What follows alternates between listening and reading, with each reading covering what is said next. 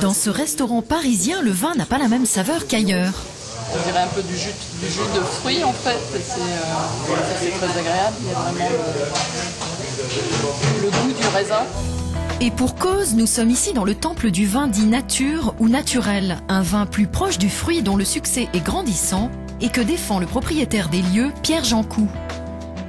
C'est un vin qui n'est pas levuré, pas avec des levures de laboratoire, mais avec des levures indigènes propres au raisin, qui n'est pas chaptalisé bien évidemment, donc on ne rajoute pas de sucre, qui n'est pas filtré et qui n'est pas sulfité. Un vin sans aucun ajout et dont la fermentation n'est issue que des sucres et des levures naturellement présentes dans les baies de raisin.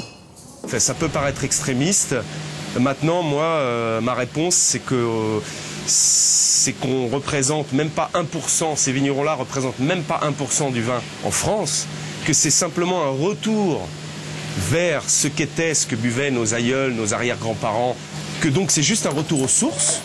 Un retour au vin nature opéré par une poignée de vignerons en France. Pour l'heure, aucune statistique précise n'est disponible, mais on en compterait entre 150 et 200. Il s'agit de petits vignobles dépassant rarement les 10 hectares. Olivier Cousin fait partie de ces irréductibles. À Martigné-Briand, en Anjou, il produit du vin naturel à partir du vignoble hérité de son grand-père. Face à droite, fils. J'ai 3 hectares de Cabernet au pied du château. Là, c'est des vieilles vignes. Enfin, ça, c'est des vignes qui ont été plantées en 87, au-dessus en 96 et tout en haut, j'ai 1,5 hectare qui ont été plantés en 1947. Comme 90% des vins naturels, ceux produits par Olivier sont bio. Et pour un plus grand respect de la nature, le vigneron cultive ses vignes en biodynamie, c'est-à-dire sans produits chimiques et en favorisant le travail de la terre. Pour cela, rien ne vaut le labour à cheval. Là, on est en train de cultiver les vignes. En fait, on va les rechausser pour l'hiver. Donc, on renvoie de la terre au pied. En fait, c'est pour désherber. Aucun procédé artificiel dans le travail de la vigne, aucun non plus dans la fabrication du vin. Alors, donc là, on est dans la cave du grand-père, la cave secrète. Pour moi, le levure, c'est le plus horrible. C'est ce qui transforme le plus le produit naturel en produit industriel. C'est ça le gros problème du vin maintenant, c'est qu'on lit l'étiquette et on sait quel goût ça a. Moi, quand je goûte mon vin, je me dis, tiens, ça sent le Cabernet. Mais bon, ça sent pas le soufre, il n'y en a pas. Ça sent pas le cassis, il n'y en a pas non plus. Mais le vin naturel n'a pas que des avantages. Sans ajout de soufre ou de levure, il devient forcément plus fragile dans son élaboration.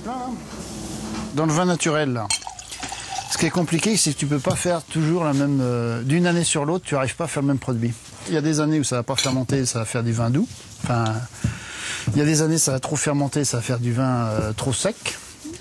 Donc soit tu as des bulles, soit tu n'as pas de bulles. C'est une manière différente de voir le vin. Il faut expliquer ces vins-là. Il y a des phases où ils goûtent, il y a des phases où ils goûtent pas, ils se referment, il faut les attendre. C'est pourquoi Pierre Jancoux les appelle des vins vivants.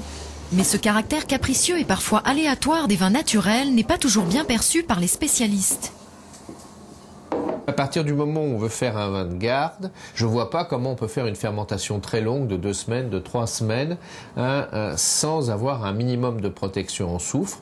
Ou alors on prend des risques énormes, c'est-à-dire on prend le risque d'avoir un tiers, par exemple, des cuves qui va faire un très joli vin, puis les 2 tiers qui vont faire un peu de vinaigre. C'est une histoire d'idéologie. C'est une belle histoire, le vin nature, le vin sans soufre, je comprends. On y croit parce que on a envie de justice, on a envie de morale, on a envie d'éthique. Ce que je ne veux pas, c'est qu'on oublie qu'il faut de temps en temps intervenir. Il faut que l'homme intervienne dans la fermentation pour faire un grand produit.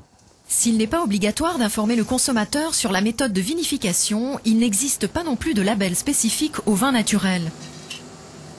Ce que je souhaiterais, c'est qu'il y ait une contre-étiquette obligatoire sur le vin produit en France qui explique comment on a vinifié. S'il est levuré ou pas, s'il est filtré ou pas, les doses de sulfite qui ont été mises, à quel moment et à quelle quantité. Ce vin naturel, Pierre Jancoux le fait déguster au verre, mais l'utilise aussi régulièrement en cuisine, comme ici pour ce lapin aux herbes. Là, je déglace, je récupère tous les sucres. Avec que du vin naturel, évidemment, on cuisine que au vin naturel. Une fois déglacé, on rajoute carottes, oignons, bouillon et bouquets garnis. On laisse ensuite mijoter à feu doux pendant 1h30. Un plat de saison encore meilleur si on le consomme avec du vin naturel.